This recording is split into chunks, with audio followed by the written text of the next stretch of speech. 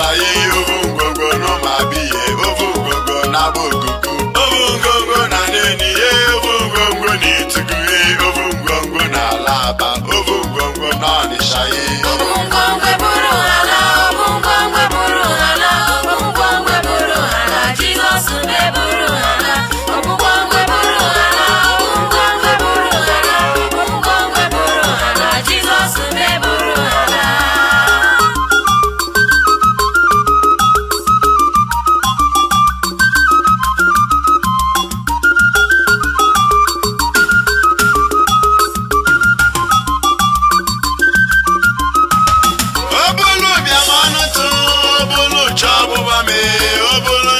Jame obula wikemla obungwangwa n'Enugu obungwangwa na Bunuwe lọwa n'Ijabode ihe n'Ọgbakule Ovungongo buru hala ovungongo buru hala ovungongo buru hala Jesus me buru hala ovungongo buru hala ovungongo buru hala ovungongo buru hala Jesus me buru hala.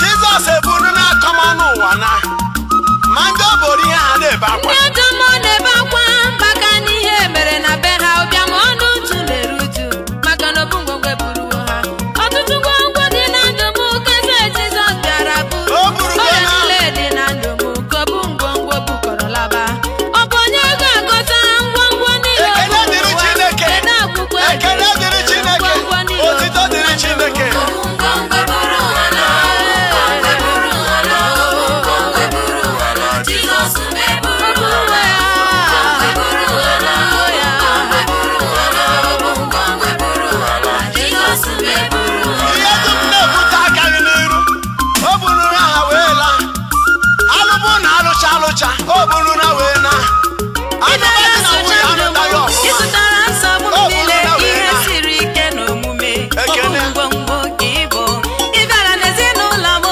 eze wee mee clean-up dry cleaner ndị kwere ekwe dara ebe ị bịara mkpocha na zacha idozebụrụwo ụjọ ọgbụgba niile gbaa ọkụ ọgbakọrịsịgbo nsị na aja niile sinye ha ọkụ ma ọnwụ ike dị n'ezinụlọ maọbụkọrọ ha Daalụ Chukwu. wee mee Daalụ ihe dị Chukwu. iche wee dị ọṅụ bụzi nke ndị ezinụlọ mee arụ ike bụzi nke Ime ndị ihe niile ya dị ezinụlọ mma. mee ndụ bụzi nke ndị ezinụlọ mee ịtọ n'ezinụlọ na-abụ Ajọke nọzi na-etinye aka n'obi o Ovungongo buru hala ovungongo buru hala ovungongo buru hala Jesus me buru hala. okoloto eto agbawa eto eto o buru ha wee laa Ovungongo buru hala Jesus me buru hala. ihe ọhụrụ ebido na ọnọdụ ọma ọnọdụ ọhụrụ ekele dịrị Chineke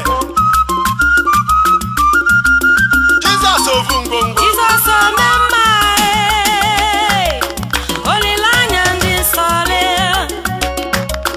ịbala bụbọrụ n'ụla ọ bụ ngwongwo bịara iweta udo ịbala mmehie m niile la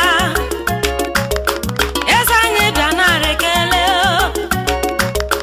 ịbala ahụhụ m niile la n'obe nwanne otu onye bịara iweta udo riwe otito eze m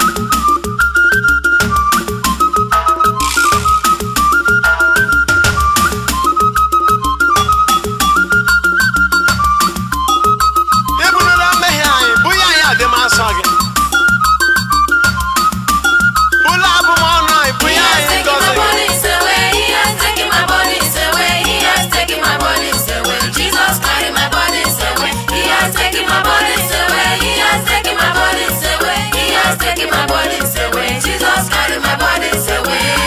Thank you, Jesus, for taking away our burdens and giving us your blessings.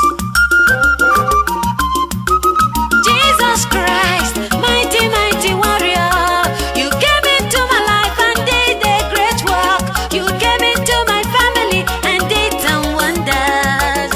Lord, I doff my cap for you. Every yoke of sin, Lord, you have destroyed. Every chain of Satan, you have broken into pieces. Poverty and lack, you have taken them away.